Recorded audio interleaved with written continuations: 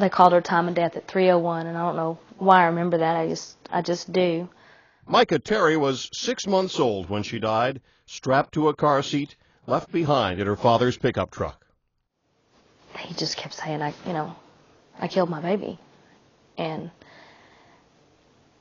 I didn't want to hear that. No, it's okay. And he said, I'm sorry, over and over and over again. It's a tragedy that unfortunately plays out with alarming frequency across the United States. Just something that people think could absolutely never happen to them.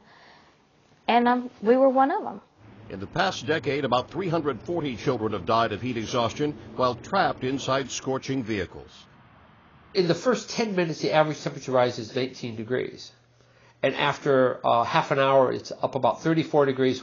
After an hour's time, it's the temperatures plateau at 45 to 50 degrees above the ambient air. Some of these children crawled into cars or trucks on their own, but most were forgotten by a caregiver.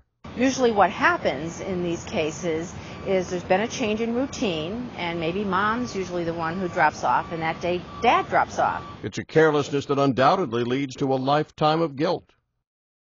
There's nothing you can do to me that I'm not punishing myself. And in some cases, prison time.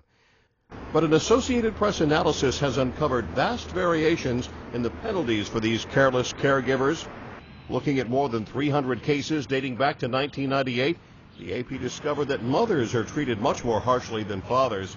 Moms were jailed 59% of the time, compared to 47% for dads. And the median or typical sentence was 3 years for fathers, but 5 for mothers. Does that say that our society, hold women or mothers to a higher standard than they do fathers? I mean, that's kind of one of the only conclusions you would have to come to.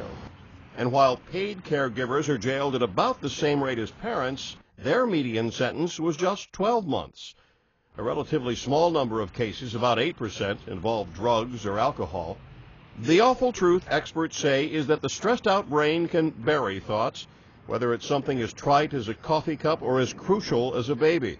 Beforehand, I was the guy that if it happened, I'm like, what in the heck were you thinking? Or, how could you do that?